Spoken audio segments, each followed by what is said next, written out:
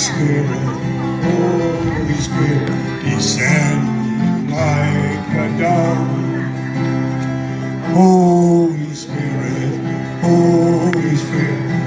bring me your love. Holy Spirit, come to me. Holy Spirit, come, guided every day. Holy Spirit, come to me. Holy Spirit, live in me. Hey, amen.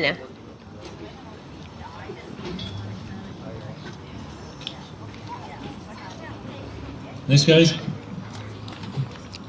Our next speaker is the president of UNM Students for Life.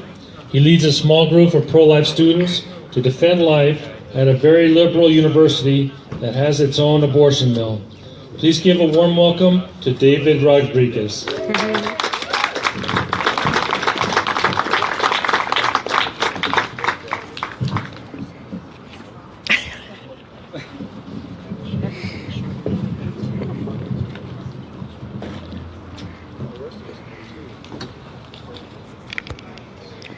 I think that it would be appropriate to begin my speech with a story that my mom shared with me when she was beginning a job. It's called Love You Forever by Robert Munch. A mother held her new baby and very slowly rocked him back and forth, back and forth, back and forth. And while she held him, she sang, "Love you forever, I'll like you for always. As long as I'm living, my baby you'll be." The baby grew. He grew and he grew and he grew. He grew until he was 2 years old, and he ran all around the house. He pulled all the books off the shelves, he pulled all the food out of the refrigerator, and he took his mother's watch and flushed it down the toilet. Sometimes his mother would say, "This kid is driving me crazy." But at nighttime, when that 2-year-old was quiet, she opened the door to his room, crawled across the floor, looked up over the side of his bed, and if he was really asleep, she picked him up and rocked him back and forth, back and forth, back and forth. While she rocked him, she sang, "I'll love you forever, I'll like you for always. As long as I'm living, my baby you'll be." The little boy grew.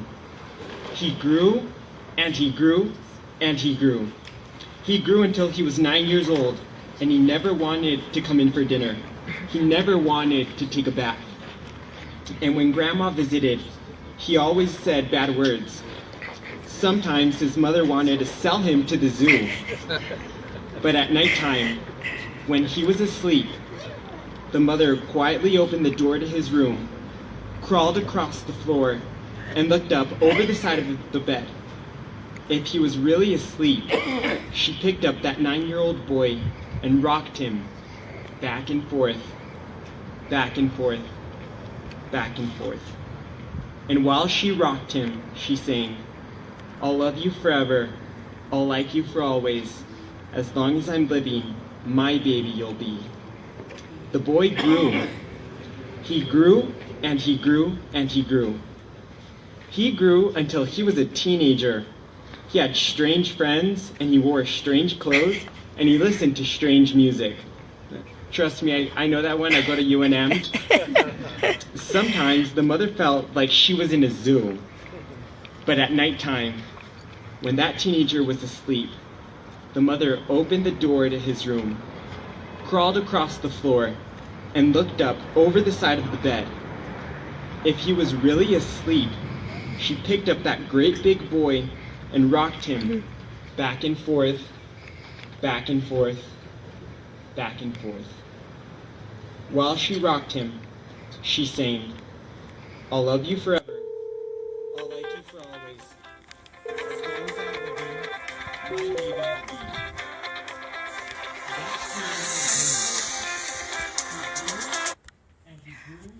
he grew.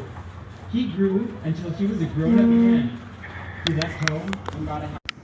She picked him up and rocked him back and forth, like you for always. As long as I'm living, my baby you'll be. Well, that mother, she got older. She got older and older and older. One day, she called up her son and said, "You'd better come see me because I'm very old and sick." So her son came to see her.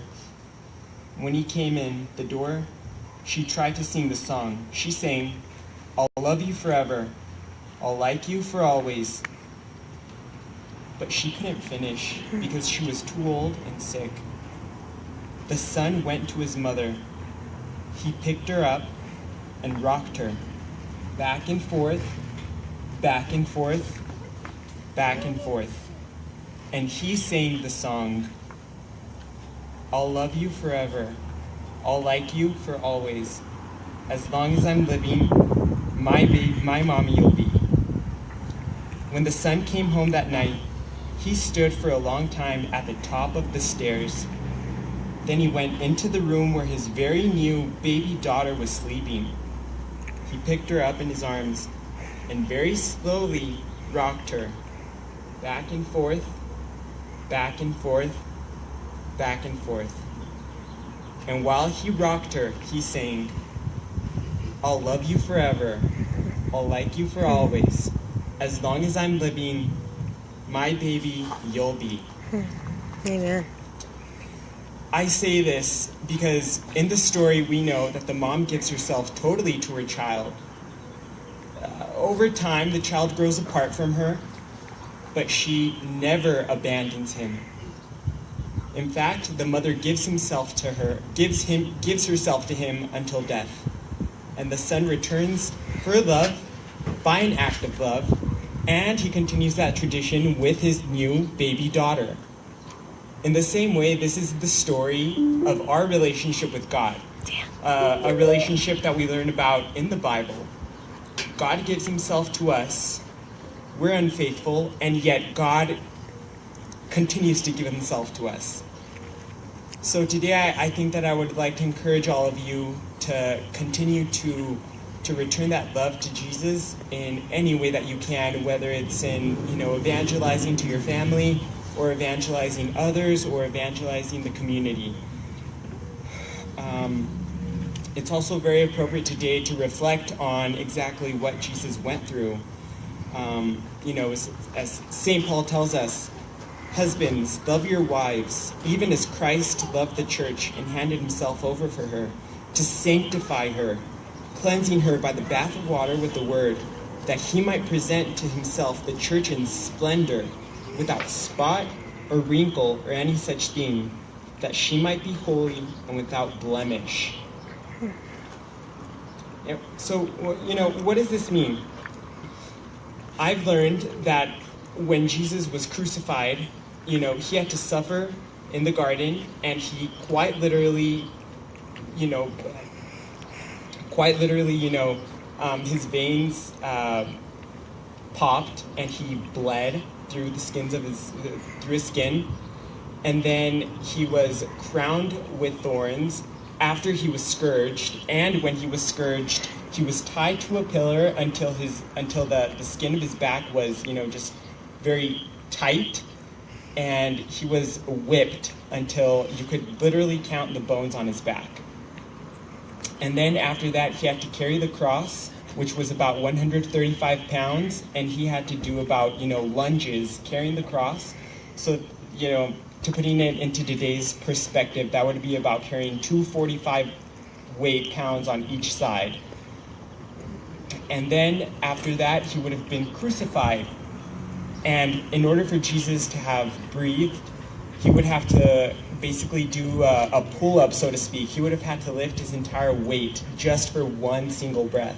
And he would do that for 3 hours until he would suffocate and die. So today, I think that I'm just reminding ourselves of what Jesus went through, so that in some way we could return that love and sanctify ourselves so that we could be presented to God without blemish. The good news is, the fruits of our labor, I think, are very evident. I think my dad just last night told me that one of the parishes that we sometimes go to is opening up a pro-life group for the first time, which is very, very, very encouraging. That's big.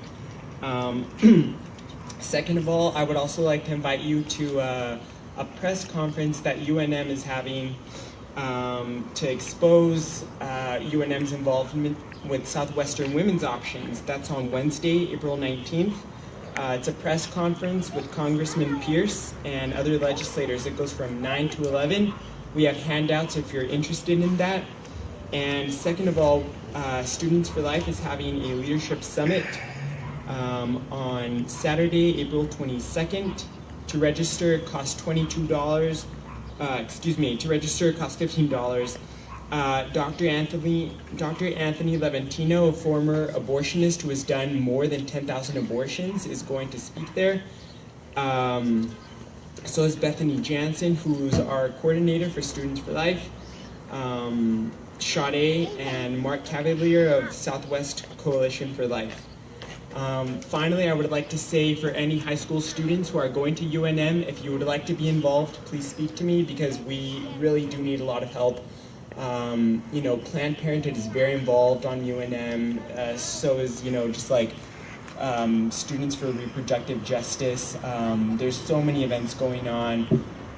The culture is very unfriendly and hostile, but that with God, anything truly is possible. If it happened with me, and if I can get involved, and it can happen with anyone. So, thank you.